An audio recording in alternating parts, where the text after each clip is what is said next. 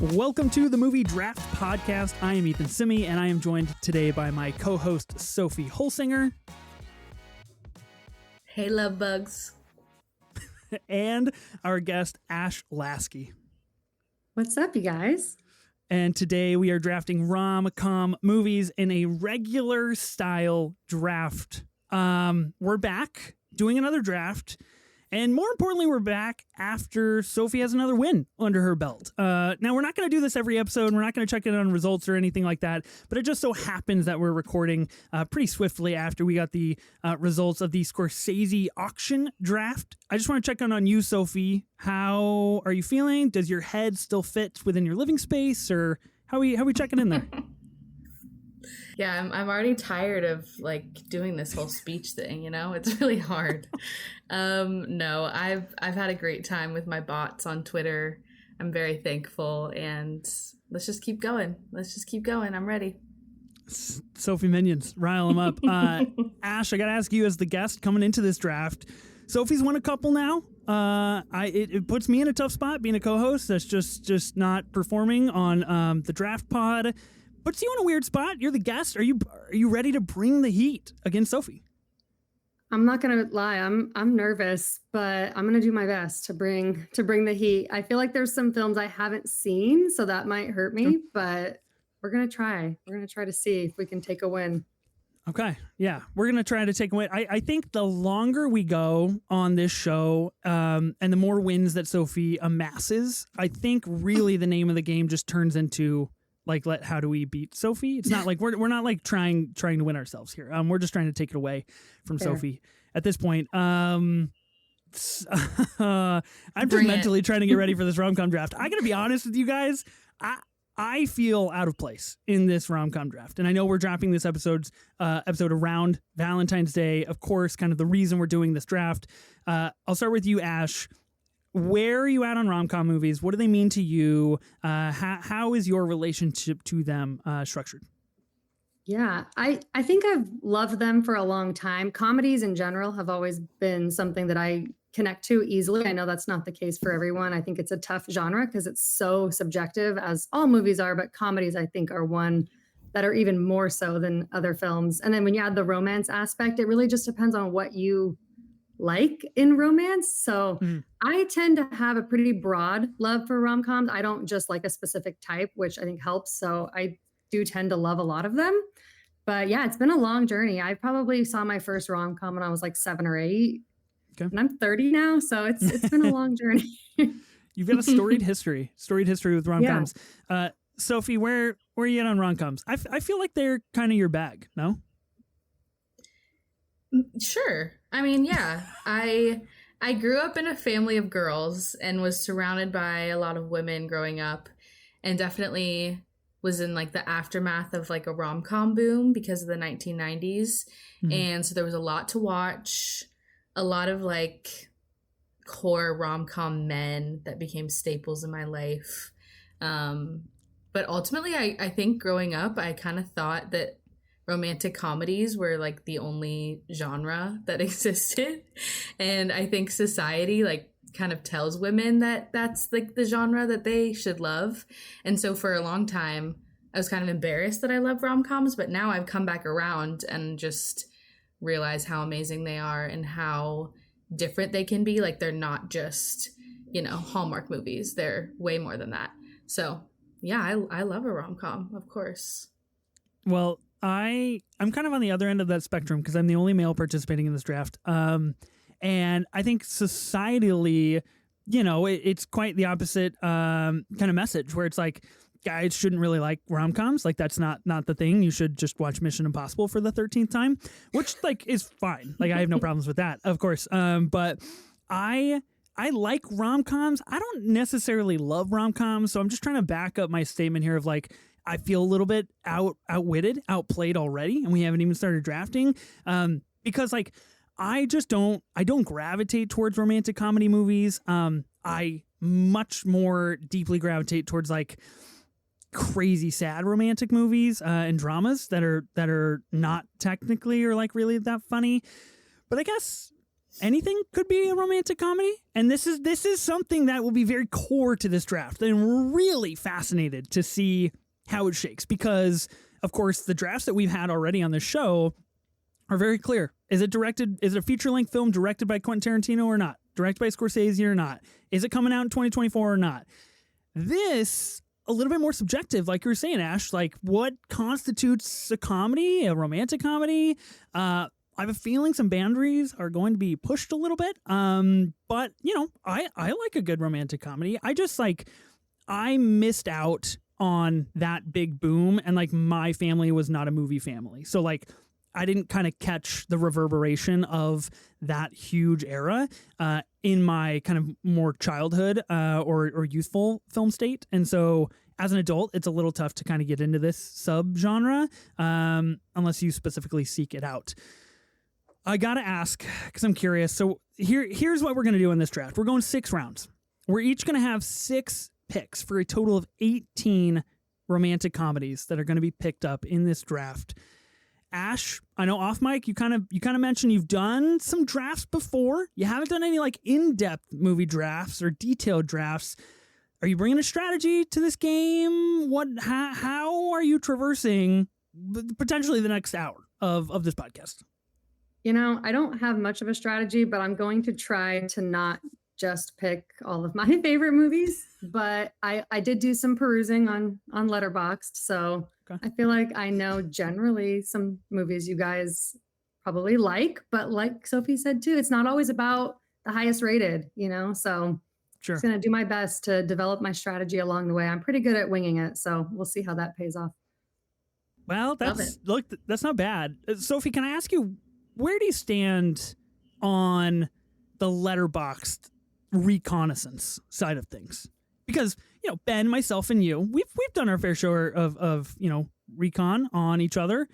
Are you making your list private now? Like, where does Letterboxd come into play in this whole strategy? That's a great question.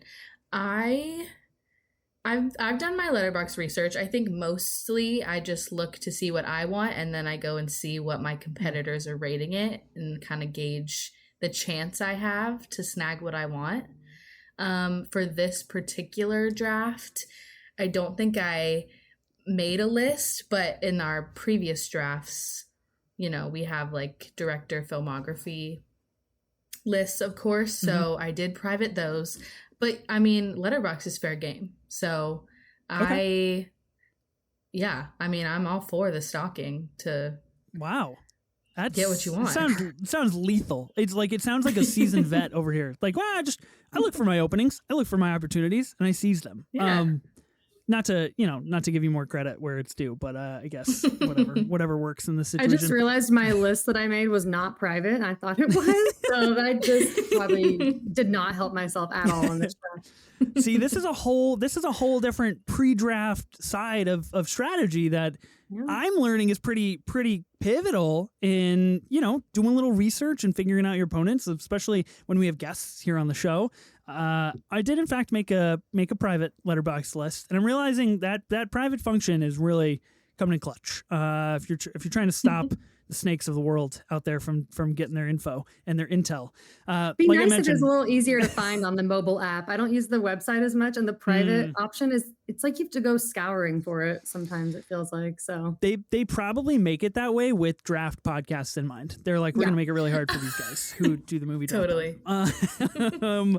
Like I mentioned, this is a regular draft. That means we're going to be drafting snake style, 1, 2, 3, 3, 2, 1, of course, to each put together a team of 6 romantic comedy flicks.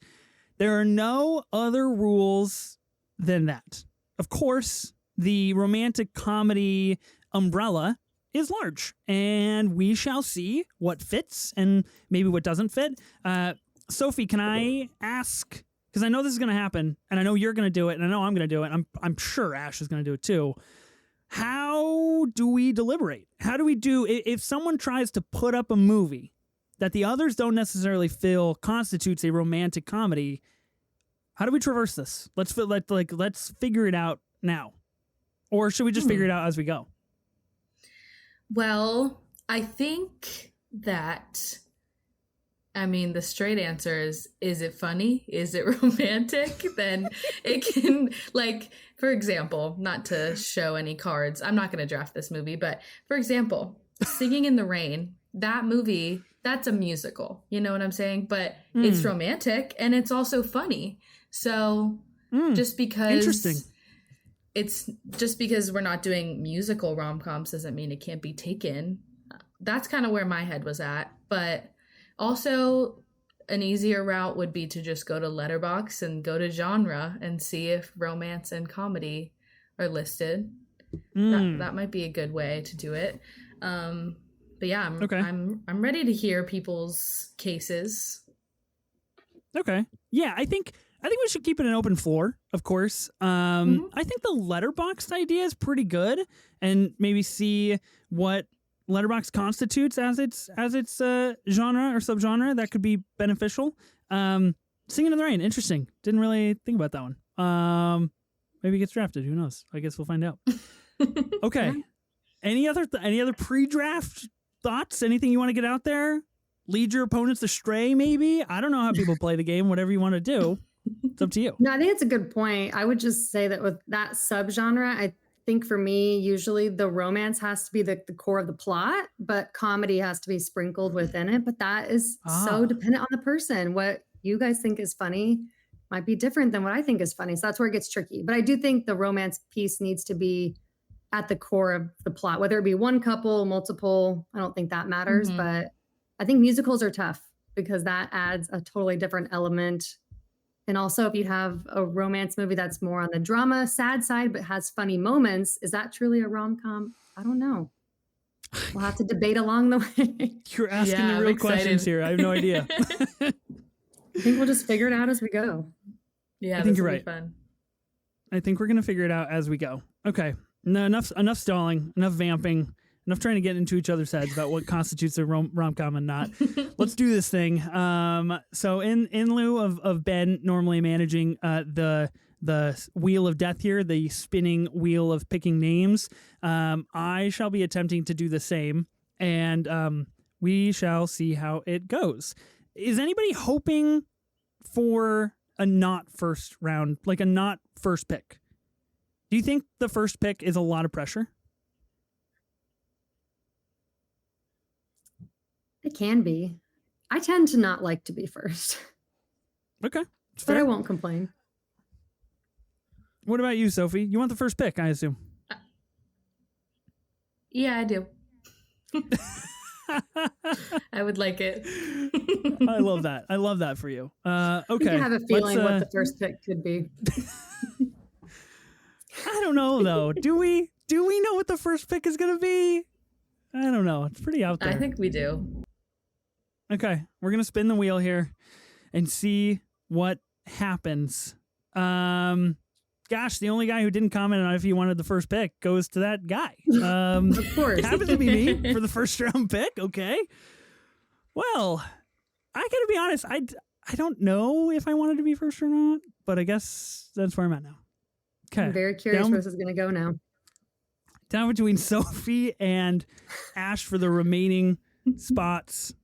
It looks like Sophie is going to get pick number 2. Man.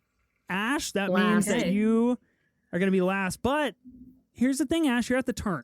You've got 3 and you've got 4, and you'll get to go from then on and keep going back and forth. So, comes with its own benefits, I guess. Okay. On the first pick, wow, I feel like that never happens. I really don't know what to do right now. I feel pretty good though. You have all the power to start it. I got a lot of power. Ethan, let's hear it. Do you guys feel like there is an official, like, unanimous first round pick, like number 1 pick in the rom-com draft? Is there really? I don't know. Is there? No, I'm really asking. I'm really asking. I'm genuinely curious. Sophie, do you think there's actually a power number 1 here? I do. I think there's a clear number 1, but actually, I don't really know if I want to say anything else. I do. I think there's a clear number 1. Almost had her. Oh, she was on the line. She broke free. Damn. All right. Well, I feel like there's a pretty unanimous number 1. It seems to me that when you mentioned rom-com, I think this is the movie most people tend to think of, and that would be When Harry Met Sally, the 1989 classic. Are you sure? Well, Are you sure you want to draft it? Come on, I don't know. Okay, I don't know. I'm just flying. I'm flying with my wings spread big on this pod, just trying to do the best I can. And I feel like that's the pick. I genuinely went into this and I was like, well, not going to get the first pick, so I guess it doesn't really matter. And now I have to rethink my strat. So here we are. But I'm taking it. Don't talk me down, Ash. I feel good about it. When Harry Met Sally is great. I'll have what she's having. I mean, I don't. It's iconic. It's core. It is a definitive Nora Ephron rom-com movie that, like you mentioned, Sophie, like leads into this huge 90s boom, late 80s, early 90s boom of romantic comedy movies, and kind of sets the template of what they should be and what they are and what they can make you feel. So I feel really good about this movie, When Harry Met Sally. Wow. Yeah, it was the obvious first pick. That was it. I was just trying to trick you. I love this movie. I just watched it last night, actually, again. Wow, that was close. That was a lot of pressure on my shoulders. Pretty good movie, right? Very good Yeah. movie. What do Very you good all movie. think about the central question of can a male and a female be friends? Can a male and a female just stay friends? Was that it? Yep. Okay. That's tough. I wasn't ready to think about that question here on the show today. Ash, what do you think? I mean, I would say yes. I have many male friends, and always have. I grew up with brothers. I've been around guys pretty much since I was a kid, a lot of guy friends. So I think so, but I think the way they present the question in the movie is done very well. And I love the progression of their relationship over time. I hadn't seen it since probably like my early 20s. So it had been a minute. So it was really fun to rewatch. I forgot how influential it was for all of those 90s and 2000s comedies that we would then come to love. But yeah, I think it's tough because in the way the movie is set up, they clearly have so much chemistry. So can two people who have chemistry just be friends? Good That's question. a different question. But I don't know that Totally. it matters that they're male and female. But I think at the time the movie came out, in the way that we were all kind of raised to think that we shouldn't really be able to have those kind of friendships platonically, I think it was a perfect way to set it up. But now that I'm older and obviously have a lot of male friends, I 100% think that you can just be friends, obviously. Yeah, totally. But I think it's a good You said core. it so well. I think it's a good core question. I do. I think what's really crazy about this movie is that you get two, not only one, but you get two like 1-2 punches. You get Rob Reiner directing and Nora Ephron writing, which is insane in the late 80s, early 90s. And then you get Billy Crystal and Meg Ryan being like your two-handers for this movie, which again, like kind of insane, especially at this time period. 95 minutes, which I always appreciate. I think people like this that have that type of chemistry, the universe will always draw them back to one another somehow, some way. And I think that this, that their relationship kind of proves that. Good movie. I didn't rewatch it to prep for this draft because I knew it was the number one pick. Even though I said I didn't, I did. And I felt really confident about it. So that's mine. And Sophie, you've got the next pick of the rom-com draft. Amazing. Before I make my pick, one other thing I want to say about When Harry Met Sally is that I feel like it's influential in the way that every time a rom-com ends with a huge speech, I just think about Harry's speech on New Year's Eve. Like I feel like I don't know if it was like the first rom-com to do that or not, but that's just always what I think of. And Billy Crystal as a leading man is just so unexpected and works so well. Yeah. And it's just the most shocking thing ever. And yeah, I mean, it's a perfect movie. It was the clear number one. I'm sad that Ethan has it, but there's some other Nora Ephron movies on the board. You could be happy What? for me. That's what you could be. You could be like, man, Ethan, I'm so happy you got that right. That's what you could say right now. I Instead of could, directing yeah. it back towards I think any of us would have Yeah. wanted it. So it's a bummer and a success for you.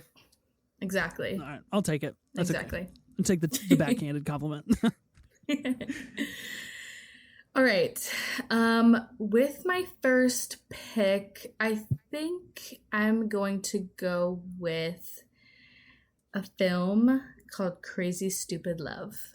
God, that was my number 2 on my list. Wow, we're 2 for 2. Yeah. I wasn't expecting that.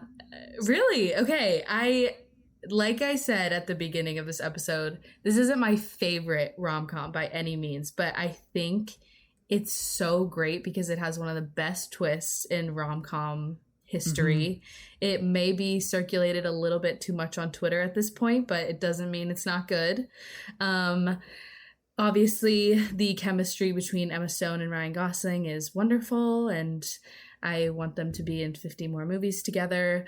I think it's just like a really fun structure, and there's not really another movie like it. So yeah, it's a crowd pleaser. It's something that I can easily put on and kind of show anyone and have a good time with it. So Crazy Stupid Love. Yeah. Agreed. I love that movie. I think it might be one of the best reveals, maybe just in a movie ever. I don't know. Maybe outside of rom-coms even. And it doesn't get old, I feel like, rewatching it, which is always fun when there's a big twist like that. You would think that it might kill the rewatch ability, but I don't think it does personally. Yeah, I've always loved that one. It's actually the first time I watched it was in like a huge family room with my like parents and my cousins, and like it was very uncomfortable because we didn't know how it was going to all happen. And I just remember being like 16 or 17 and being like, oh, this is probably not the best movie to watch with my grandparents and my parents. But yeah, it's a blast. I think we need to, well, first off, we need to let Ryan Gosling be in a true comedy film. I don't know what's been happening since The Nice Guys. But second most important thing here, we need to get Ryan Gosling and Steve Carell to cook together again, because I think they have just dynamite play off of each other. They get each other's humor, and it works so well because it's so opposite, but it blends together so nicely. Of course, like Steve Carell, Ryan Gosling, Julianne Moore, Emma Stone, John Carroll Lynch, the ultimate that guy, Marissa Tomei, Kevin Bacon, Josh Groban. Like, this cast is kind of unreal. I love this movie. This is one of the very first movies I owned on DVD back when it was like, I was like, oh, movies are cool. Like, maybe I should just have that. And this was one of them. Unbelievable stuff in the romantic comedy genre. It's really interesting. It comes out in 2011 and kind of like sets up this new wave of like, this is what you can do with a rom-com. Like, you can have a twist, you can change things, you can have a very kind of like impressive narrative structure that's outside of the pure romance that's driving everything. And yeah, I mean, great pick. Like I said, that was my number 2 power pick here on my board. So, Sophie, I'm happy for you. Do you see how that works? I'm happy for you. I don't have it, but that's okay. I'm happy for you. It's giving. You're happy. I'm happy. Everyone's happy. You're happy. I'm happy. That's what it's giving. I always try to just, how can I route it back to Oppie? That's how I want to live my life. Okay, first 2 picks are in the bag. Ash, you've got 3rd and 4th pick here. You're on the turn. You got the double dose. I'm a little stressed. I'm stressed for you. Me, not gonna lie. there's an obvious first pick for me if it can't be the one that you chose, and it's probably one of my favorites. I don't know if it's my absolute favorite. It might be my favorite, and that is 10 Things I Hate About You.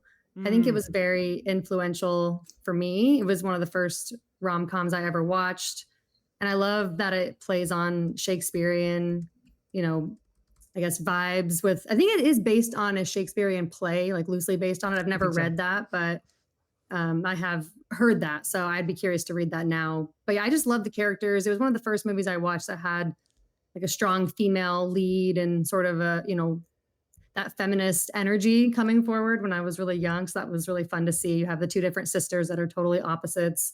And it follows multiple love stories and sort of wanting the wrong thing in high school and realizing what's actually important in a partner. Heath Ledger is just dynamite here. I could watch him sing Can't Take My Eyes Off of You over and over and over again. So this is definitely an obvious first pick for me. But I don't know how you guys feel about this movie. I know it's not for everybody. It's a 5-star film for me, but that could be a hot take. I'm curious how Sophie feels about this film before I reveal where I stand on it. Well, the first thing I want to say is that you just got Ben Lawhorn's vote. Yeah, this is where I was going to point towards. Congratulations, you've locked a vote up. Yep, because Ben texted Ethan and I and said, whoever gets 10 things I hate about you, they're the winner. So congrats to Ash. I love this movie. It's based on Shakespeare's Taming of the Shrew, which was a Shakespearean play that I was very into as a kid. Nerd alert. And then I watched this movie like a little bit late in my life. Like I think I would have enjoyed it a lot as a teenager.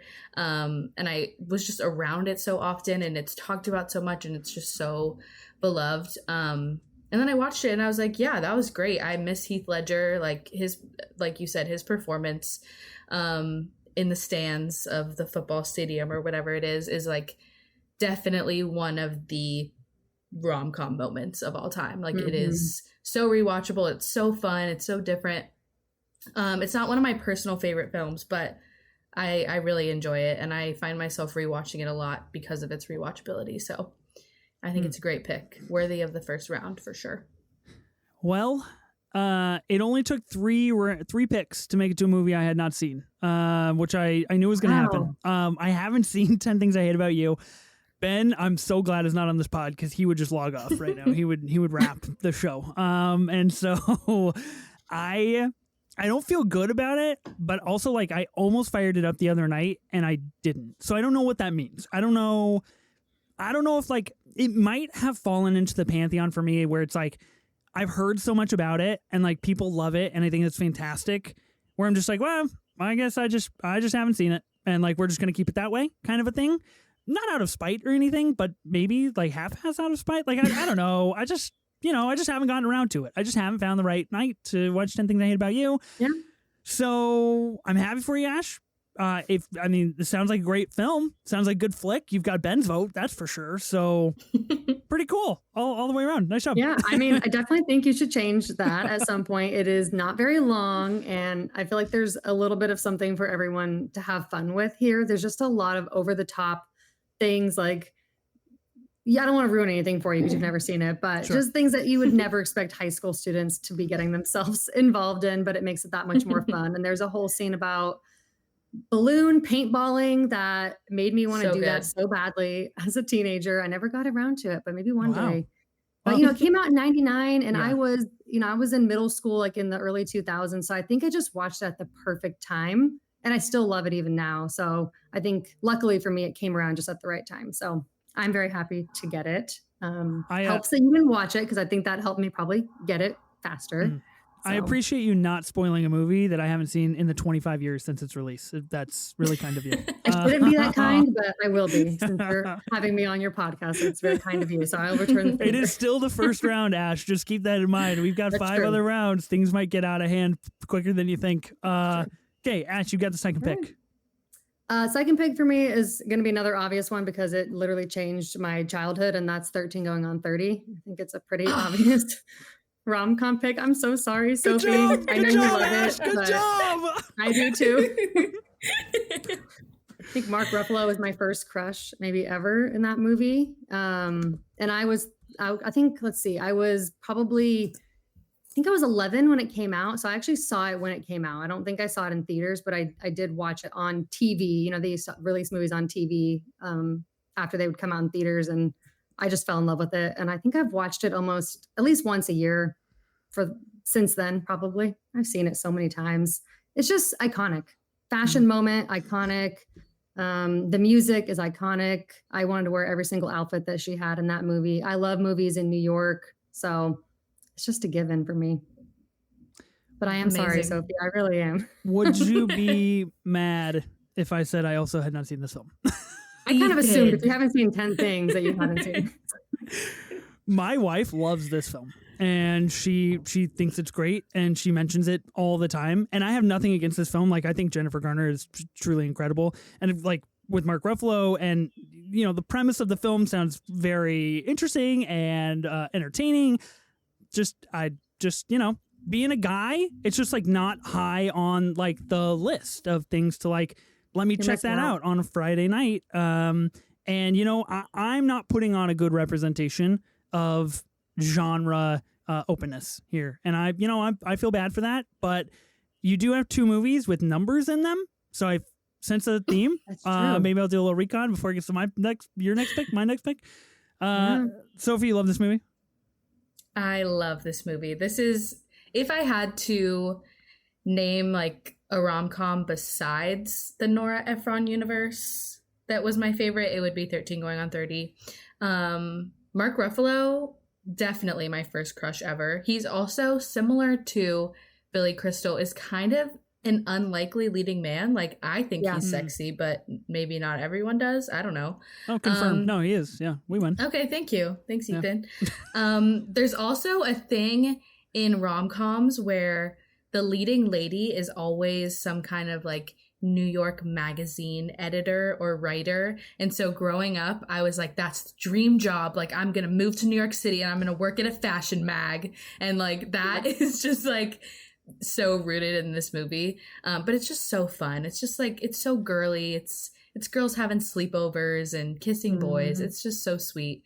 So this is a great pick. I would have snagged it if Ash didn't. So I'm happy for you. Okay. All right. Wow. Let's calm down a little bit. That's out of hand, out of pocket. There. Go power. Sorry. Jeez. I'm just going to start saying that after every pick. I'm really happy for you. I love that for you on the show. I love that for you. Shucks. Okay. Well, I've got to come around to these movies for sure. Okay. Sophie, second pick.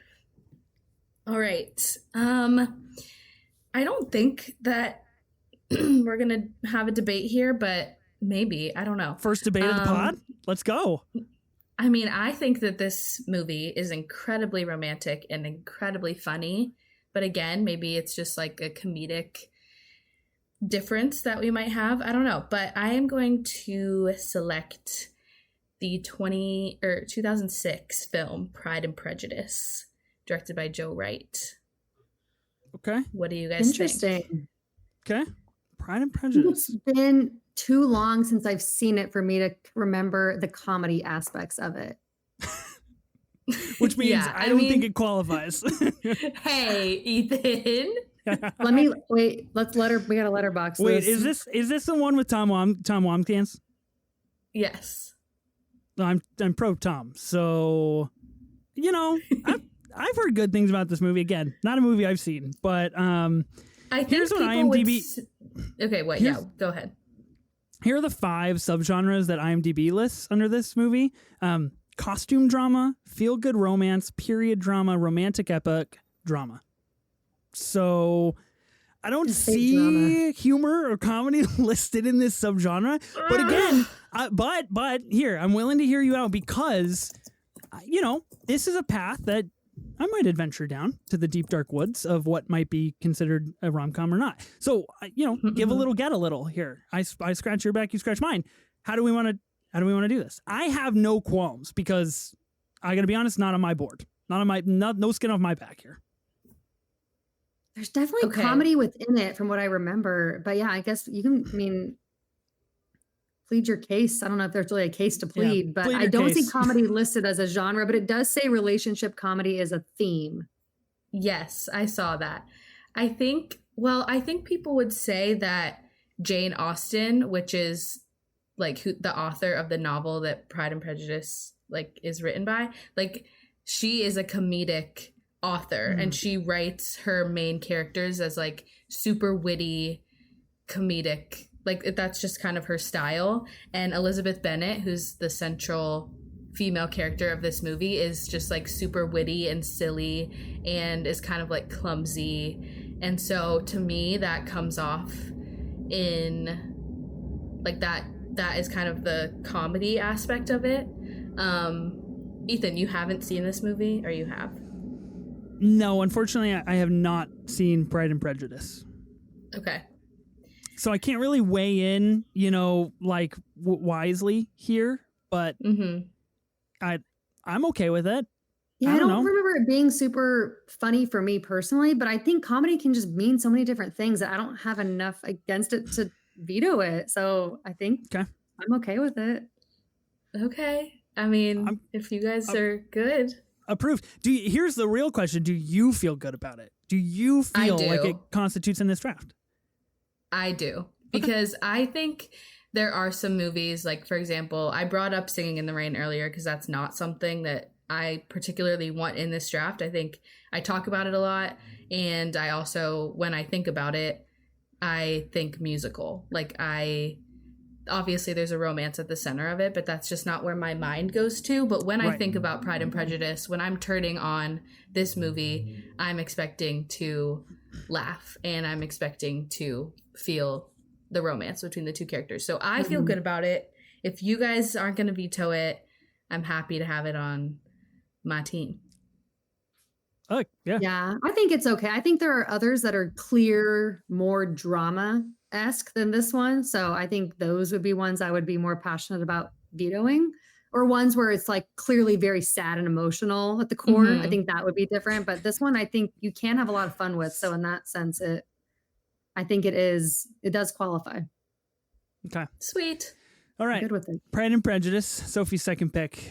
Okay, that brings me to my second pick here. So, fresh off the tails of the first debate, do we feel like we want to keep this debate energy going? Do you want me to bring something forth to maybe make some waves a little bit, or maybe should we wait? Yeah, should we let's do it. dissipate a little bit? Do it.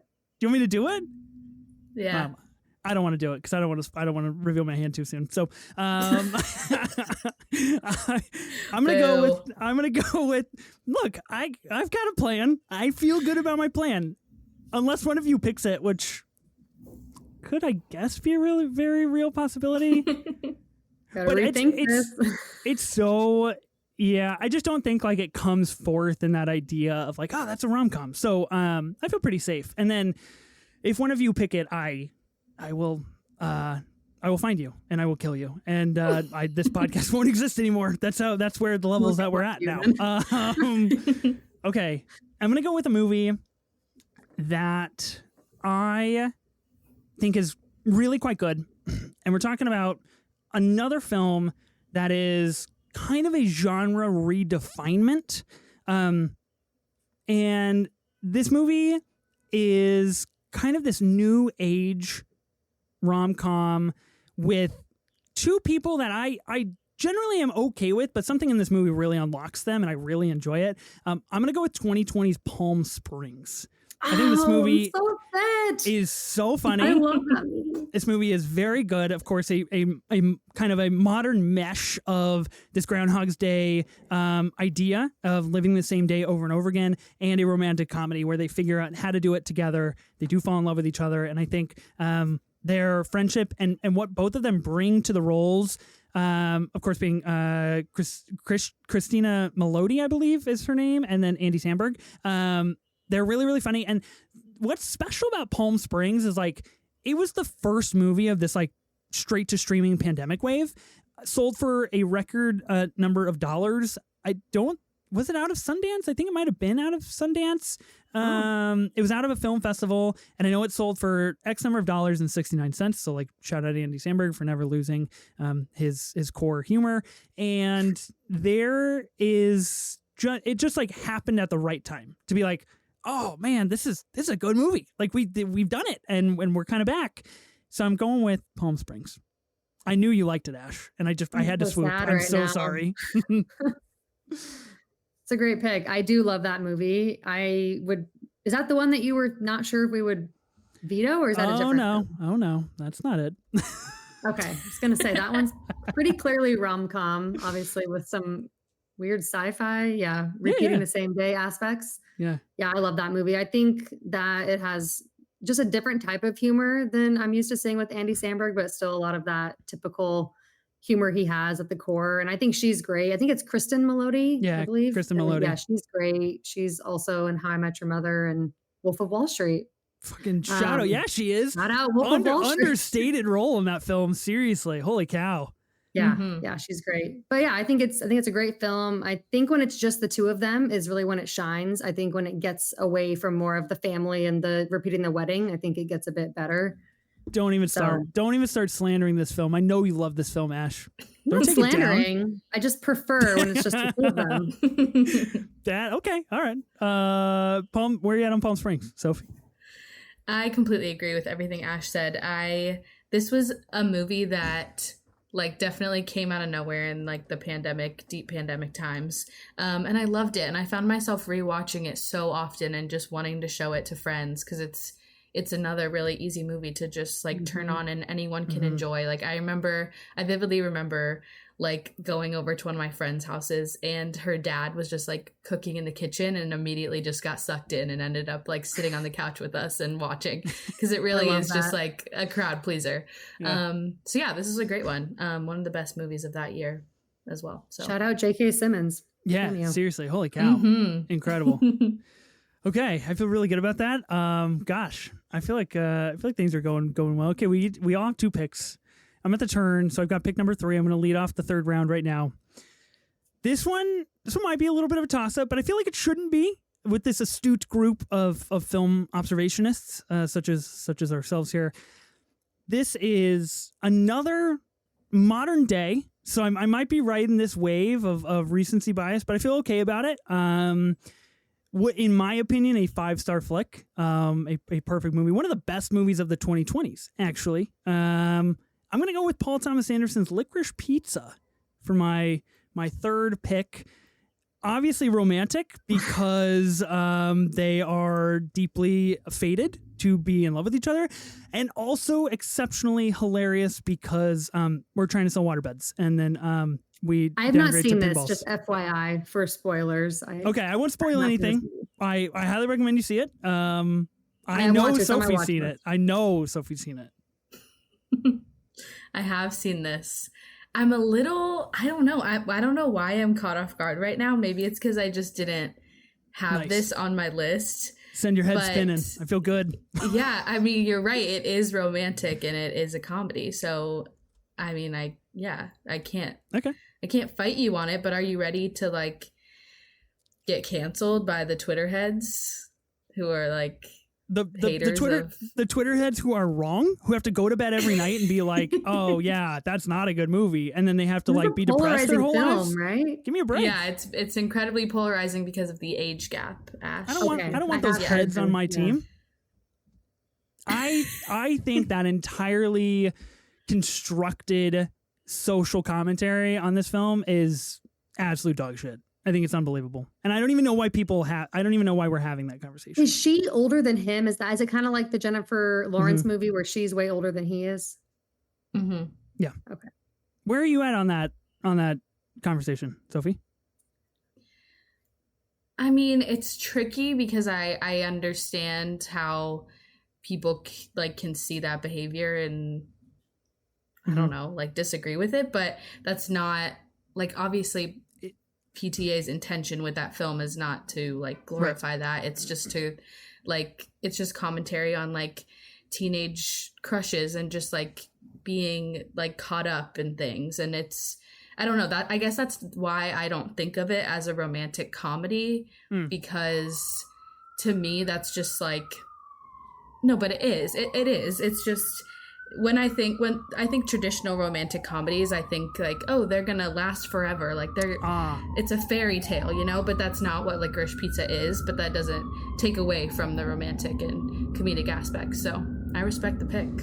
I guess that's why I'm so maybe a little tired of that conversation, is because I agree with you. I don't think that age gap is what PTA is focused on. I don't think that necessarily like inherent observation and understanding of like, oh, she's significantly older than him. I don't think that's a core reason of why the movie exists, and that's like not why we're doing what we're doing, and that's not a core concept of the relationship. And so I guess because it isn't, like, I understand, I get it, I'm not discounting any of that, but I just don't think it is a core driver of what's important about this movie. It's much more, like you said, it's much more about this like overwhelming nostalgia of teenagehood and like where that takes you in the world. I think it's exceptionally funny, and I love Licorice Pizza. And Alana Haim is a fucking movie star, and she's in PTA's next movie, and I feel so good about it. And just incredible stuff all the way around. Okay, cool, awesome. Whew, feel good. Got it unscathed. Shake off the dust a little. Okay. Like a favorite from both of us, huh? Yeah. Sophie, pick number 3. All right. I'm not sure where to go here. I have 2 movies that are post 2000, and there's just so many goodies before that. So I kind of want to dip into that. But, all right. I need to have a Nora Ephron film on my list. And I was prepared for When Harry Met Sally to be the first pick. So I knew that, but I knew there were still 2 on the board that I love. And honestly, if you pit all 3 against each other, I couldn't rank them for you because I love them all equally and in different ways. Even though I do think When Harry Met Sally is the one that's like the most influential and the most talked about. But I'm going to go with Sleepless in Seattle, which is a Nora Ephron film starring Meg Ryan and Tom Hanks. This rom-com in particular is so unique because they don't actually meet until the last like 3 minutes. Whoa, of the spoiler film. alert! Spoiler alert! Holy cow! I'm sorry. Come on. It's 50 years old or whatever. It's so magical. The way that it, like, I can't even explain how it works, but it does. Like, Meg Ryan and Tom Hanks have chemistry throughout the whole film, even though they're not even really like speaking to each other. It's incredible. I think Meg Ryan and Tom Hanks reunite in You've Got Mail, which is another Nora Ephron film that I adore and could have easily chosen that one as well. But there's something about Sleepless in Seattle that just like works so well for me. I think kids in films are like tricky, or kids in rom-coms especially, like that can be something that's doesn't always work super well, but it does here. It's romantic in just like its language, and there's just little moments where like Meg Ryan goes into a broom closet to listen to the radio, and it's just like the most romantic thing you've ever seen, even though Tom Hanks isn't there with her. So it's just very unique, and I love that about it. So going with Sleepless in Seattle. Nice. Yeah, it's a great pick. He's another untraditional rom-com lead, I feel like. Totally. Yeah.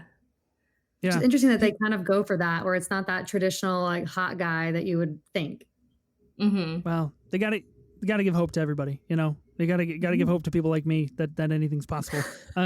They also, Tom Hanks and Meg Ryan also were in a movie 8 years prior, Joe versus the Volcano, that ended up coming up right after When Harry Met Sally, which I think is really funny that they kind of found their way back to each other as like these leading two in these rom-coms. I don't look. I'm sorry. I don't have a lot to add. I haven't seen the flick. Yeah, I do. I enjoy that movie. I don't think I love it as much as you do. I definitely think When Harry Met Sally is more my vibe, but I think this one's still very romantic, very enjoyable. And I'd probably give it a rewatch to be able to talk in detail about it. But I do really think it's a great one, and I think they have really good chemistry. I feel like I'd love it. So I just need to get around to it. Yeah, shucks. Okay, Ash, you're up. Picks 3 and 4. Okay. This is where I don't know if you guys are going to veto this one, but we're getting down to business now. If you'll allow me. I think if we can get Pride and Prejudice and we can get Licorice Pizza from what you guys have said about it, then this one definitely. I just rewatched it today because I got in the mood for Rob Reiner movies. Princess Bride. Yeah, I've loved this movie since I was like 11, and I forgot how perfect it is. But it's a romance movie, and it is one of the funniest movies I've ever seen. The whole core is them reuniting and being together. So that is a romance movie to me. Just has that fantasy storybook element to it. But yeah, I just don't think there's anything like this movie. I think it's just genuinely so funny and so quippy with the lines that it has. It's so quotable, and I love it so much. So I think it qualifies. Absolutely qualifies. Yeah, you're in the clear on my book for sure. This movie's great. I haven't rewatched it like in my adulthood. I saw it a lot as a kid, and I remember like loving it as a kid. It's part of the Criterion Collection, so I feel like that's worth something. And I will always approve anything that Carrie Elwes is in because I don't think we're ready for the Saw as a romantic comedy conversation, but maybe we will be in 3 rounds. I don't know. We'll see how that shakes out. He's quite a dick to his wife in that movie. I don't know if we'll ever be able to consider that a rom-com. But his brother in the cell, my friend, his brother. Bromance. His bromance. Yeah, he is very dreamy in this movie. I had forgotten how dreamy he is, even with that little thin mustache. Yeah. That's my number 3. I'm so jealous, Ash. Your team is stacked right now. You're the winner in my book. Okay. Wow. You can't vote. I'm You're sorry. part of this game. She is grabbing all my favorite movies. I saw that you rewatched this today, and I had a feeling that it was gonna go to you. Here's what I'm feeling. It sounds like you're off your game a little bit, Sophie. It sounds like you're dazed I think now. I am. Maybe I the think middle there's something spot is wrong. throwing you off. Yeah, honestly, I think it is. I lose every draft with my co-host, so I'm bound to win somewhere. Hopefully, it's not here, Ash. Let me tell you, Sophie's still probably gonna win. Those minions find her. No, I know. The Princess Bride is like among the most perfect movies ever in my mind. I think it's the most quotable movie of all time. It was a staple in my home growing up. It like formed so much of my sense of humor. So, it's a comedy, and of course it's a romance at its core as well. Such a good pick. I think this movie is incredible. And Ethan, you should give it a watch sometime soon. Yeah, no, I definitely should. I mean, movies hit different when you rewatch them as an adult versus when you've seen them a lot as a kid. I know that for sure. So yeah, I'm overdue on this one. There's no doubt. I think it's a great pick.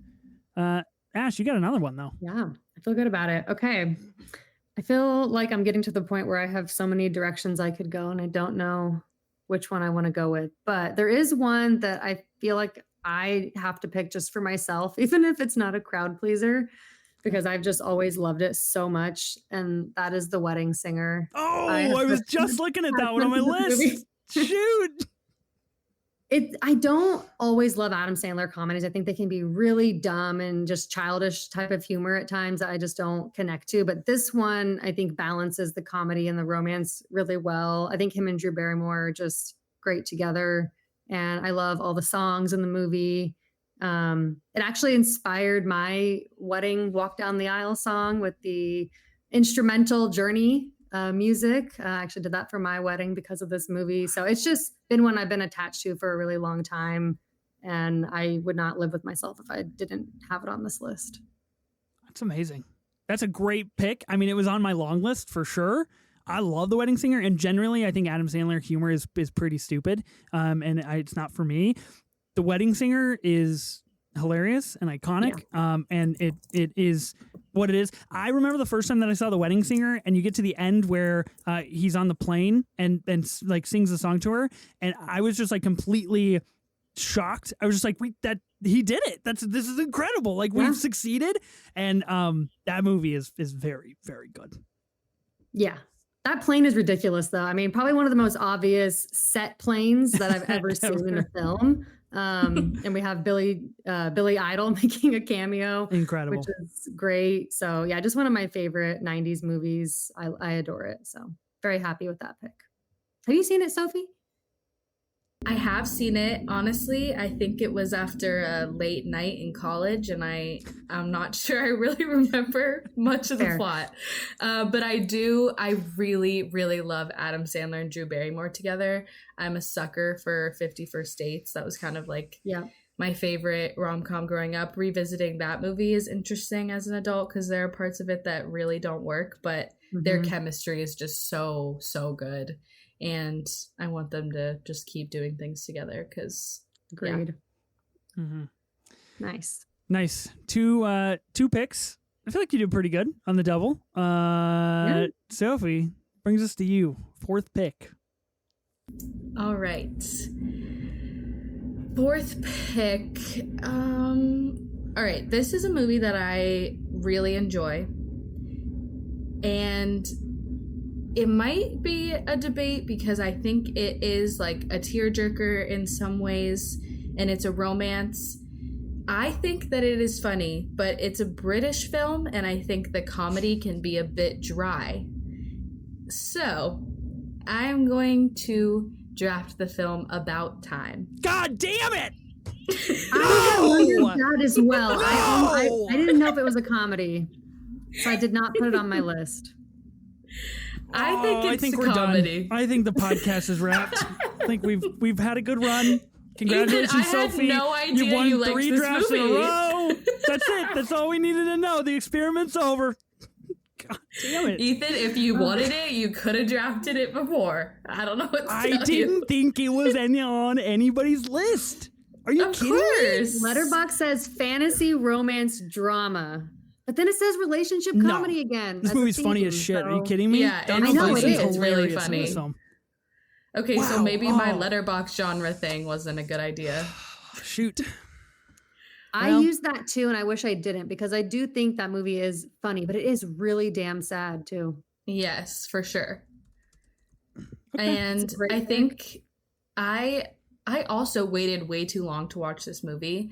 And I think what took me so long was because I knew that it had a time travel aspect, and I usually hate that in movies.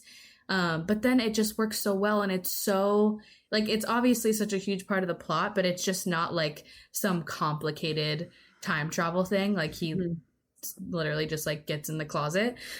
So it's like very accessible and doesn't feel super fantastical, which isn't like a bad thing, but I thought it was going to be a lot more It doesn't dive into the was. sci-fi aspects of it too much.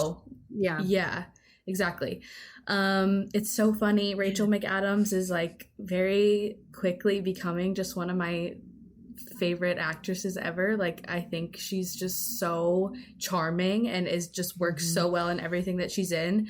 And as a teenager, I was a sucker for The Notebook, but as I've gotten older, I'm like, okay, maybe that's like not the best movie ever made. And I've kind of switched my love over to About Time. It's so good. I know the Letterboxd users are a big fan, so hoping to get some votes with this one. You're definitely going to get some votes with that one. I wasn't even thinking that as a rom-com. I just automatically think about the sad moments, so my mind wasn't going to the comedy aspects. It's a great pick. I don't fucking care. I have nothing to add to this conversation. Ethan, I'm so confused. I had no idea that you were going to feel so strongly about this. It wasn't worth it. I don't know. Maybe. About Time is like perfect. Look, here's the thing. Here's where I take great offense to this, is because I watched About Time like 3 years ago, or 4 years ago, or 5 years, like years ago, and I was on the train. I'm in the first train car. I'm not in this like, let's add another train car to the hype train situation that everybody's on as of 18 months ago. People are like just figuring out About Time as a masterpiece. I've been on that. And so I feel personally offended that like someone who, thinks it's a great movie. I think that's wonderful for you, Sophie. I wanted this movie, and I think this movie is fantastic. I think Domhnall Gleeson and Rachel McAdams have something so special, and I just everything about this movie is so wonderful, and it is one of those movies to me that kind of falls under this umbrella of La La Land and After Sun and these very romantic films, obviously, and After Sun kind of being this kind of sub-romanticism of, between a father and a daughter, but this romanticism that is so absolutely joyous and heartbreaking at the same time. I just can't watch About Time that often. I just can't, I have to be ready. I have to be totally prepared for what I'm about to watch. And I think this is a 5-star film. The Letterboxd heads are going to be fucking coming out. So congrats. You've swiped another microcosm of film people to vote for you. It's a good movie. Gosh, that's tough, because it opens up so many questions about more of the sad romance movies that have comedy aspects. I think there's so many in that scope that we could draft, but I think it's a pretty wide net for sure. And I think as we go, we might encounter some of those. This next pick for me is not one of those. And I got to be honest, I'm a little flustered because that was highlighted on my sheet as my next pick, and I haven't really had enough time to come down from what just happened. So spinning a little bit here. I'm trying to figure out where we go next in the draft, and what do we draft? Okay. You got to watch more rom-coms. No. I have a deep list, Ash. I feel good. I have options. And I feel like they're all pretty good. But here's the thing. I have a movie from 1989. I have one from 2020 and one from 2021. I feel like I'm overindulging on the new wave of what constitutes a romantic comedy. So I feel like I've gotta balance this out a little bit. But then, how do you do it? I don't know. Here's what I'm gonna do. I'm gonna pick a movie that I think is really, really good and really funny and is a romantic comedy and maybe the funniest romantic comedy I've ever seen. I'm going to go with The 40-Year-Old Virgin. Oh, I love that movie. This movie's hilarious to me, and I think it is like one of the first like adult films that I watched, like probably way too young, that I was like, oh wow, this is cool. This is really, really funny stuff. Incredible cameo from Jonah Hill, just like not understanding the concept of an eBay store, which I always find riveting. And Steve Carell, undoubtedly at the absolute peak of his kind of movie stardom, or getting ready to go into this peak of movie stardom that he brings with Catherine Hahn, that I think they have something so special in this movie that is hilarious to me. It's really awkward at some moments, but I think that's part of the charm of 40-Year-Old Virgin. And this is good Judd Apatow. This is before we dived into some things that maybe are not so funny anymore.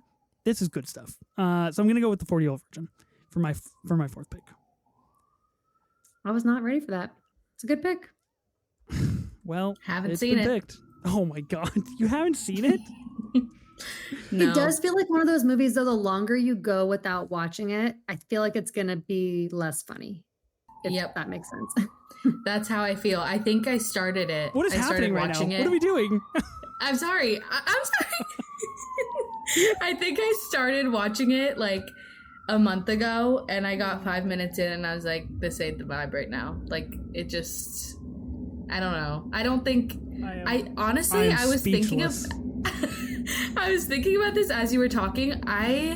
This might be a crazy hot take, and I'm gonna really feel the wrath on Twitter when this episode drops, but I think Crazy Stupid Love is like the only time that I've thought Steve Carell was funny.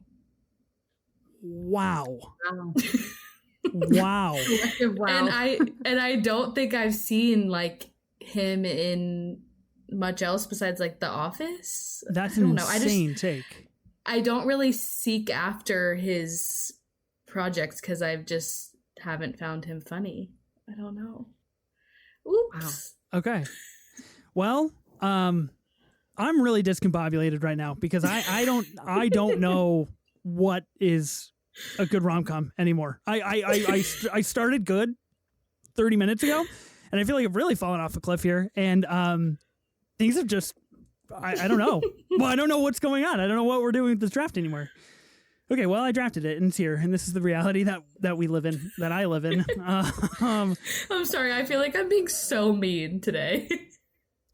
Whatever, I mean, man. I have definitely heard that Sophie. take from people before. I don't think it's the craziest take. I definitely think that Steve Carell is not going to be for everyone. I don't think that Judd Apatow movies are going to be for everybody. That's why I say if you haven't seen it yet, I don't know if you'll like it if you watch it now. I grew up with it as a young teenager, so I have that nostalgia factor when I watch it. But if I just watched it for the first time right now, I might not think it's funny. I don't know.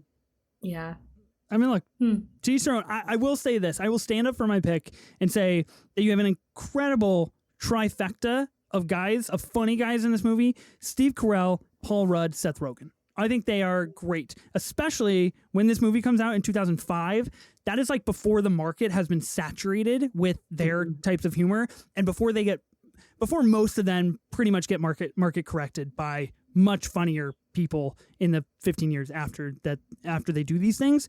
And I mean, Leslie Mann is hilarious in this movie, and Kat Dennings is in this movie. Like, shout out. Just okay. Anyway, She's I feel the good daughter. about it. Elizabeth Banks plays a very unhinged character in this movie. Yeah, it's hilarious. It's really something wild.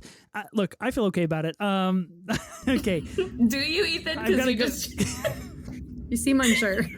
You seem unsure after what I said. I'm pretty fucking unsure after what just happened. I get about time fucking snaked from me just from the safest position I could have been in, and now I picked the 40-year-old virgin, and everybody's like, "Well, I don't know, is it funny?" And now I'm just sitting in the depths. So I think it's funny. Yeah, I think it's funny. don't know. Okay, I do. Shit. Everybody trying to come back right now. Don't do it. Just leave me in the lurch. Let me wallow.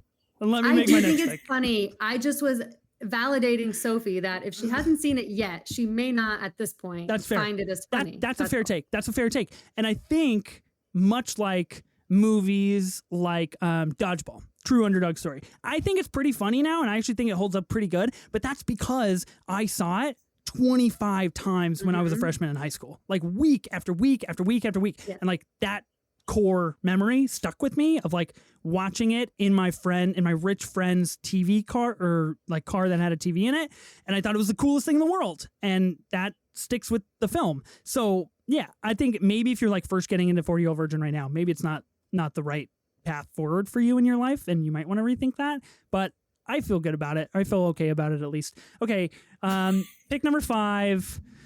Pick number five. Okay, I feel like there's a couple directions I could go for this, and of course, I only have 2 remaining picks here in the rom-com draft. I feel like I need to appeal to some people, and I feel like I've had a couple controversial picks so far. But again, I only have 2 picks left, so I gotta really go with my heart here. Okay, you guys ready for a deep conversation? You guys ready to hash this out? Can we get one on the board where we really have to figure this out? Hopefully I've seen the movie. Yeah, I'm ready. I think you've seen the movie. Okay. And I know what's coming. Don't be rash. Think about this. Let's dice it out, okay? Let's talk about this. Phantom Thread, Paul Thomas Anderson's film. That is I haven't seen it. absolute 5-star masterpiece. Hysterically funny, incredibly romantic. Where are we at? Is Phantom Thread a rom-com? You're trying to have 2 PTA movies on your list, huh? Maybe I am. Maybe I'm just trying to live my best life. Okay. The short answer is yes. I think it is. Wow, I didn't think that was gonna happen. I do, because there are scenes that are so incredibly romantic, like the way that Daniel Day-Lewis just stares into that woman's eyes is absolutely insane. And obviously it's funny. I laugh at that movie consistently. So when almost pouring the water towards the end of the film, I was cackling last night. Mm-hmm. It is among the funniest things in a PTA movie ever. Totally. Okay. Wow, I did not have this on my radar at all, and I'm so jealous. I recently, not to go too off topic, but I haven't changed my Letterboxd top 4 since I downloaded the app like 4 years ago. That's commitment. And I recently changed it because I was feeling a little switch up, and Phantom Thread now appears on my Letterboxd page because it is such a good movie. And I mean, there are a lot of like funny meme tweets about how this movie is a rom-com, and I think they're like half joking, but I agree. So I'm gonna let you have this one. I'm very jealous. So you got me back. Wow. I haven't seen it, so I can't have an opinion, but I was actually thinking about watching this tonight because I saw that you had logged it recently, Ethan, and I know that you love it, Sophie. Yes, Ash, please do it. I might just do it. Look, here's the thing. I thought things were going to get a lot more dicey. I thought you were going to come back at me, and I had an argument prepared. Of course, the great Sean Fennessy has logged this film on Letterboxd, and his review does state it is the funniest PTA movie yet. So I was ready to back it up with evidence, really textbook evidence, as why this qualifies. Sean Fennessy's word is Bible. So we win.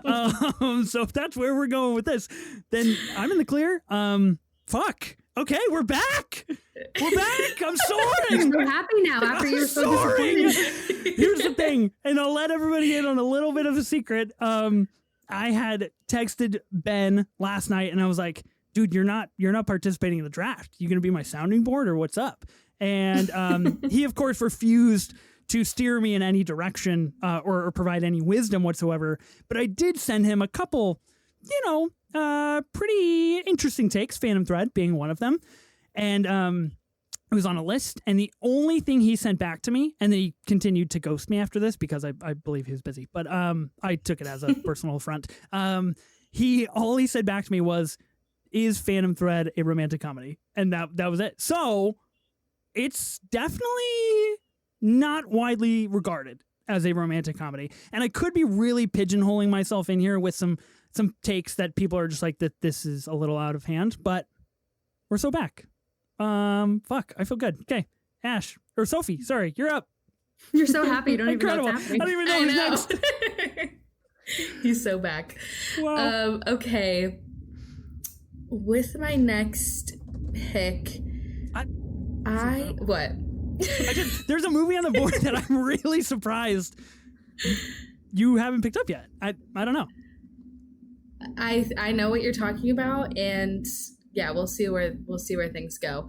Right now, I'm gonna do something that's very true to myself, and I really don't think not a single person is gonna see this on my list and say, "Hell yeah, I'm voting for her because of this movie." But I don't really care because I believe that a movie with the king of the rom-com, which is Cary Grant, needs to be drafted.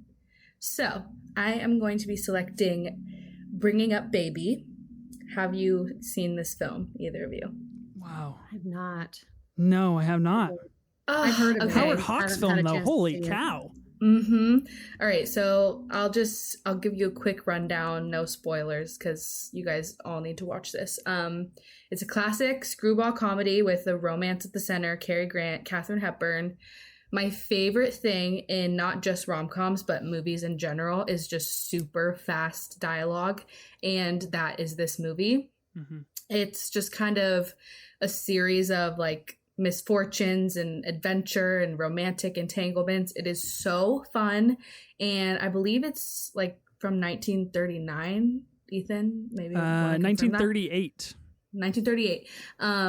But it holds up so well. Like this, it could have been made yesterday, and I would believe it. It's so funny. It's so romantic, and I just think Cary Grant as a leading man is just the best thing ever, and he couldn't have gone undrafted here. There's a couple other movies that I could have selected, but Bringing Up Baby is my personal favorite. So everyone check it out. Nice. It's great. It's 5 stars. Yeah. Added it to the watch list. Again, appreciate you not spoiling a movie that's 86 years old. That's really respectful of you and meaningful. No problem. I agree. Cary Grant definitely could not go undrafted in this. I think that would be doing a huge disservice to what he's meant to the rom-com drama. But yeah, I've added it to my watch list. God, I'm excited to check it out. Yeah.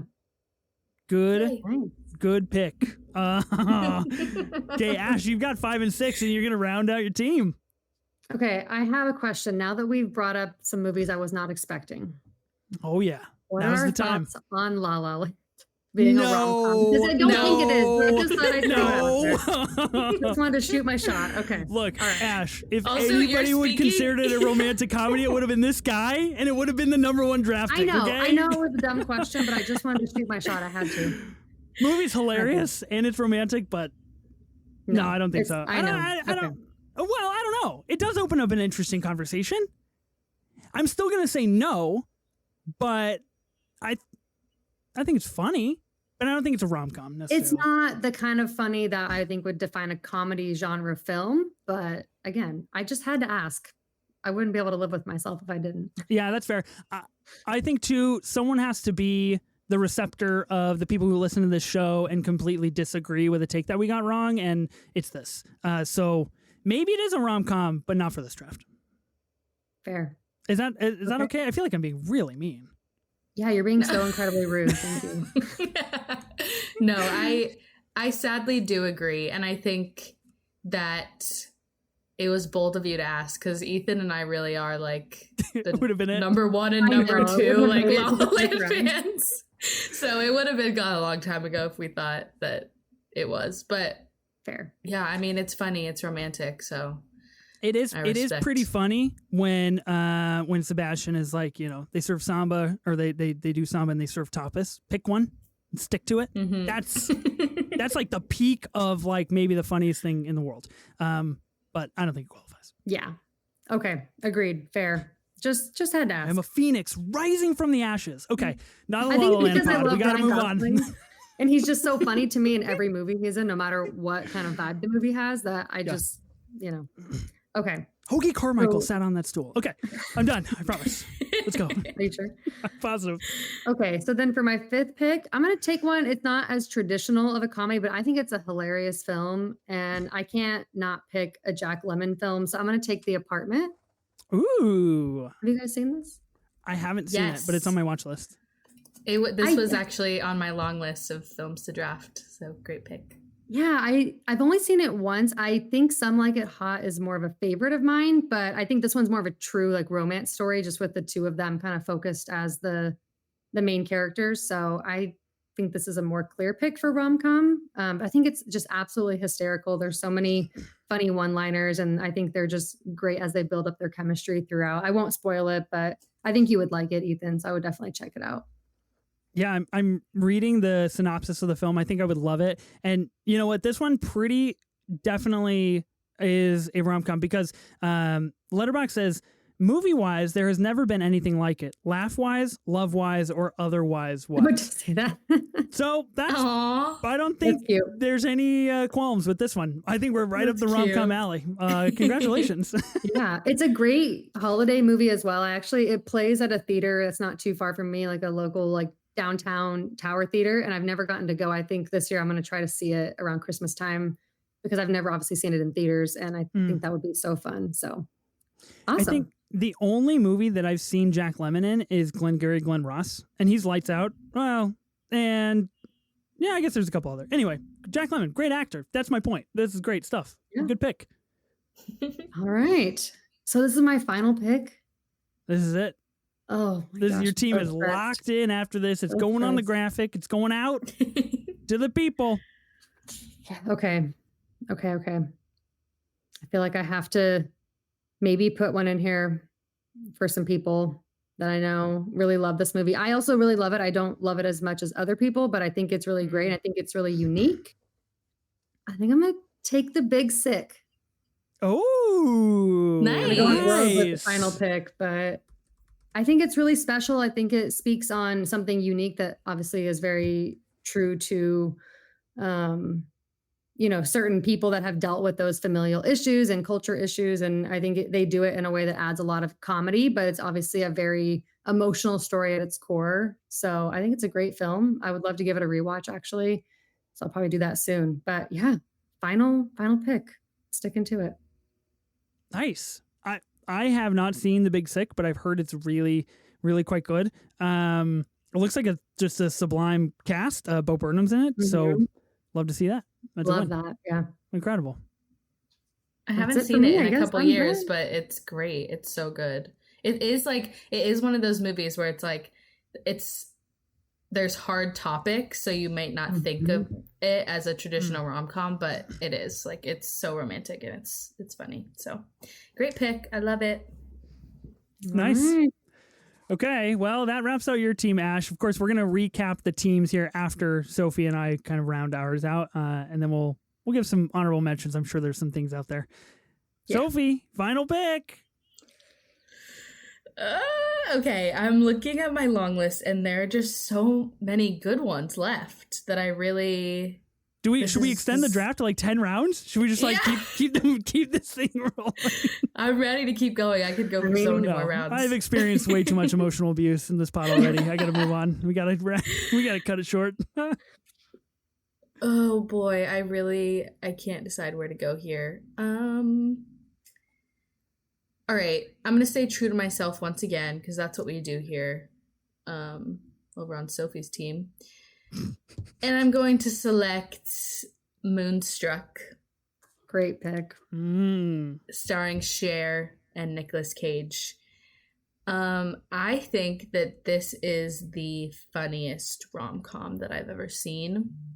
I remember watching it a couple of years ago with my mom for the first time, and no spoilers, but there is a certain scene inside of the bakery that we rewound like maybe 5 times and just hysterically cried and laughed at this movie. And that scene in particular, it's so fun. Nicolas Cage, another unlikely leading man. Somehow it works. He looks like so grimy in this movie, but somehow it still works. It's set in Little Italy. It's a fun like family in love movie because it's not just Cher and Nicolas Cage. There's like other aspects of romance in the film, and it's so fun. Speaking of the Criterion Collection, it also is a part of that and is a DVD that I revisit very often because it's hilarious. So had to get Moonstruck on my team, and now I think I have a good range of decades going on here. Yeah. Great movie. I'll give you that. love it. You've spanned the years. You've spanned the decades, which pretty impressive. Congratulations. I really got caught in the odds here. I really got hung up on my new boys. Yeah. Okay, that brings me to my 6th pick and the final pick of the rom-com movie draft here. It was always going to be one thing. I'm curious if you guys are going to debate it or not, but to me, it's pretty unequivocally a romantic comedy. I'm going to go with 1995's Before Sunrise.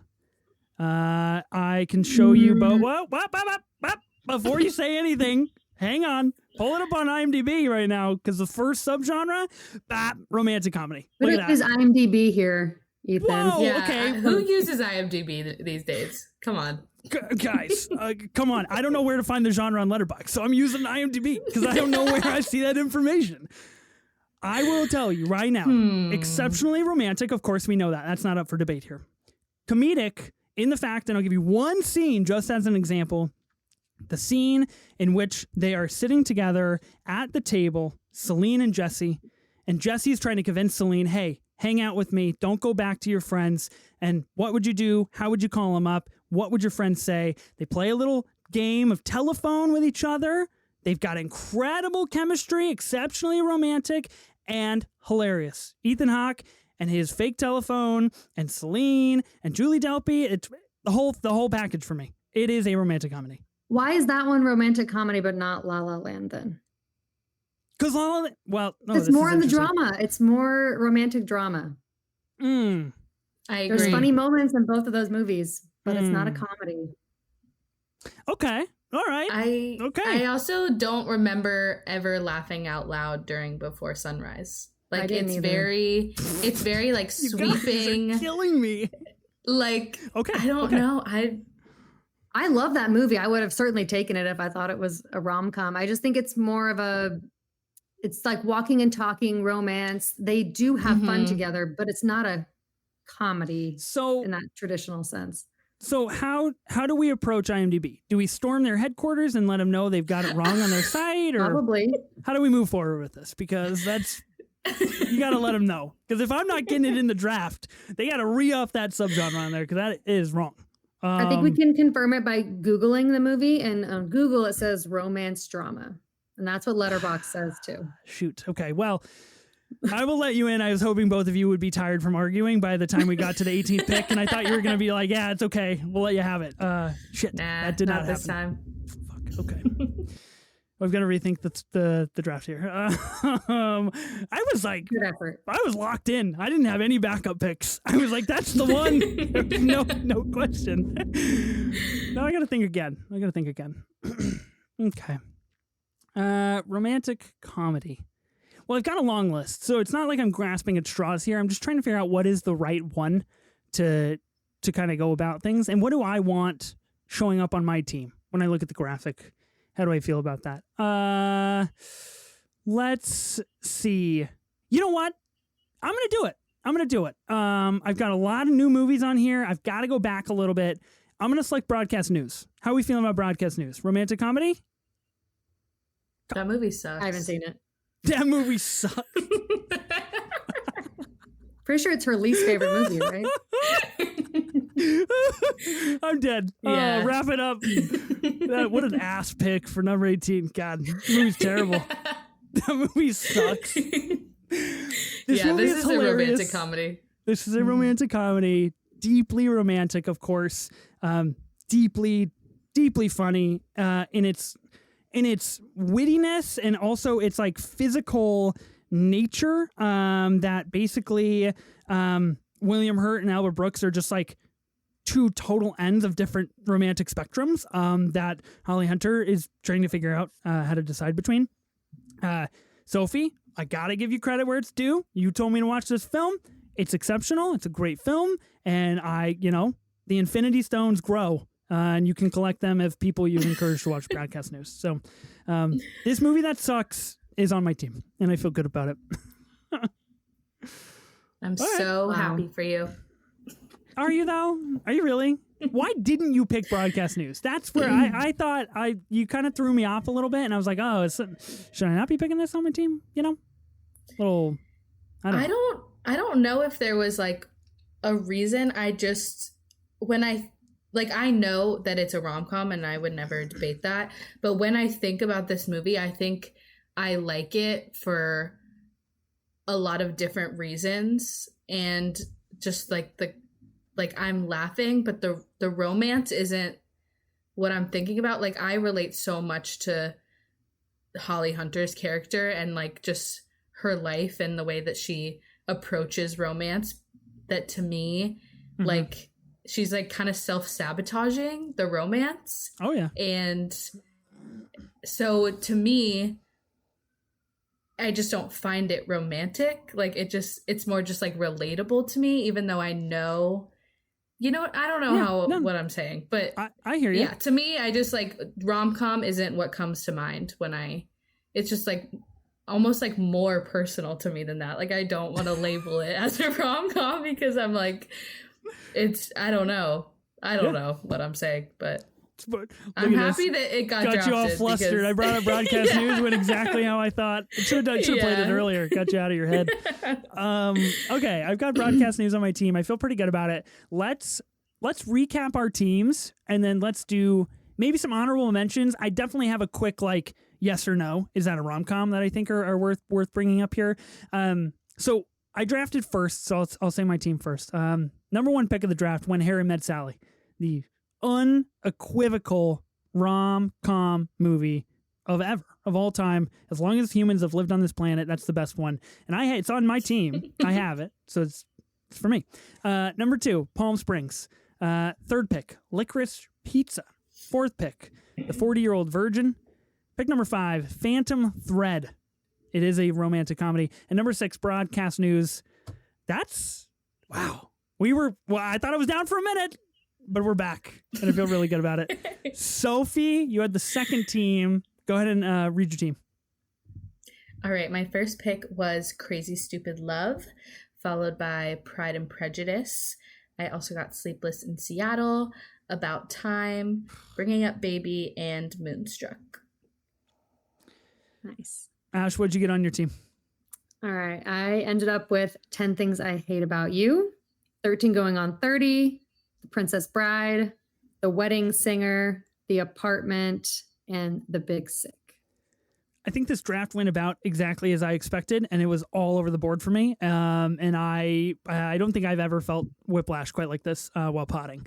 So I am going to have a tough time coming down off of this show. I'm really interested to see who wins out of this draft, to be honest. I think it'll be really fascinating. Of course, we're going to do anonymous voting on Twitter and Instagram, and we'll see how all that plays out. Any honorable mentions? Ash, anything that you were thinking about putting on your team if we had gone for a couple more rounds? I I was really thinking about Clueless, but I don't know, kind of like how Sophie was saying with broadcast news. For me, the romantic aspect isn't what I think about when I think about that movie and why I love it. So it's not like a clear rom-com, but it is. Also, Some Like It Hot I thought about, but I don't know that is really one that I love because of the romance. I don't know, Young Girls of Rochefort, I feel like is a rom-com. Wow. But I wasn't sure if enough people have seen that one. Well, I know both of you guys have seen it. I might have snagged that. That would have been a good one. That was off my radar, but that's impressive. That's a good deep pick. I think besides those ones, maybe How to Lose a Guy in 10 Days, but that's a bit further down the list, but that's a fun one. Classic. Nice. Yeah. I love it. Sophie, anything you want to mention? Yeah. In terms of Cary Grant, I was going to take The Philadelphia Story, which is kind of the romantic comedy of the golden age of Hollywood. It has James Stewart, Katharine Hepburn, Cary Grant. You've Got Mail, I mentioned. Set It Up with Glenn Powell and Zoe Deutsch. I love that film a lot. I think they're both really charming and have great chemistry in that film. I don't think we took any films by this. Why am I drawing a blank? Something's Gotta Give. Who directed that film? Nancy Meyers. We didn't take any Nancy Meyers films. Something Gotta Give. Old People Can Find Love Too. We didn't draft any movies with old people. How to Lose a Guy in 10 Days. Easy A. Crazy Rich Asians. I had To All the Boys I've Loved Before on there. Don't think that would really appeal to the voters, but a personal favorite of mine. Yeah, that's what I had. That's pretty good. I think 500 Days of Summer was on here. I put Shrek on here. Ooh, I like that. I feel like that could have qualified. It's not my bag personally, but I feel like I could have really appealed to some people out there. I had Punch Drunk Love on here. I didn't want to overindulge in my PTA madness, so I had to simmer down a little bit, but had that on the list. I also had There's Something About Mary. This is not a good film, but the thing that I put it on my list for is obviously Philip Seymour Hoffman. His passing just came up on the 10-year anniversary. And he is so fucking lights out in this movie. It is insane. And I almost drafted that movie just for him and just for him shooting a basketball, which I think does warrant it being an incredible romantic comedy. I got a couple that I want to ask you about before we get out of here. Is this a romantic comedy? Okay. Are you guys ready for the onslaught of madness? Yep. Her. 2013's Her. No. I would say no. Wow. Shut down right out of the gate. Edward Scissorhands. Ooh. Yes. Yeah. Fantasy romance comedy. Yeah. Okay, cool. I already mentioned Punch Drunk Love. Scott Pilgrim versus the World. Ooh. These are fucking fire options. You guys are struggling. I think so. I think it is. I think it has to be because it's obviously a comedy and it does center around romance. I mean, Scott's not the most likable leading man, obviously, but it is a rom-com. Yeah. Okay. We've kind of mentioned You've Got Mail, Clueless. What about The Mummy? 1999. Brendan Fraser led The Mummy. Really? No, I don't think so. I'd say no. Wow, that's unfortunate. You guys live a because it's driven. The plot is driven by like adventure, right? Not by romance. Yeah. Yeah. Okay. All right. That's fair. Last one I wanted to mention here: Eternal Sunshine of the Spotless Mind. I don't know if that's a comedy per se, but I'm not saying I believe it's a rom-com. I just, I've seen it out there on some lists, and I just want to float it out. That movie breaks me too much. I could never think of it as a rom-com. Yeah, because agreed. I think it's not lighthearted enough, but I could see where someone could argue it. Mm-hmm.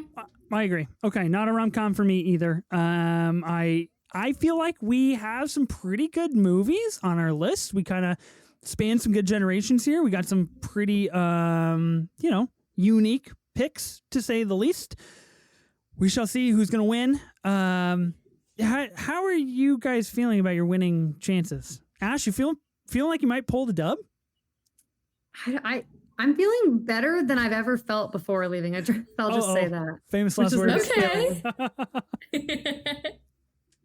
But I don't know. I think you both have some really good picks as well. Yeah, the 40-Year-Old Virgin, that thing was a fire fourth pick. Yeah, that one. Incredible. went hard with that pick. Sophie, think your minions are going to rally? I don't know. I mean, I know that Crazy Stupid Love and About Time are like, they have some crazy Twitter fans. So I'm kind of banking on that. But we'll see. I feel proud of my team. Like, I think my team is full of movies that I really love. So that's good. That's good. I mean, that's half the battle, right? Making sure you get stuff that you're happy to have on your team. Mm-hmm. I don't think I'm going to walk away with a win by any means, but I can feel good about this one in the books. I can feel good that I fought for the things I believed in and landed safely in the middle ground. We had a lot of ups, we had a lot of downs, but we're somewhere home. We're somewhere safe, and that's what matters the most. Huge thanks to Ash joining the draft. If people want to find more of you, Ash, where can they find you at?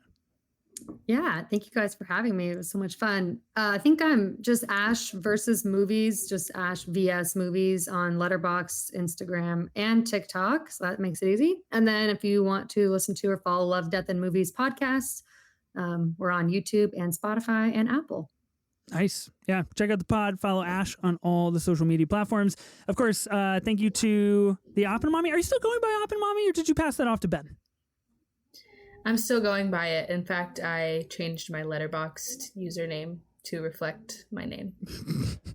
So it's official now. Okay, well, shout out to the official Oppenmommy herself for bringing the indelible drafting energy, of course. Thanks, Sophie. Be sure to listen and subscribe on Spotify, Apple Podcasts, or wherever you get your podcasts. New episodes will release weekly on Tuesdays. We'll see you then.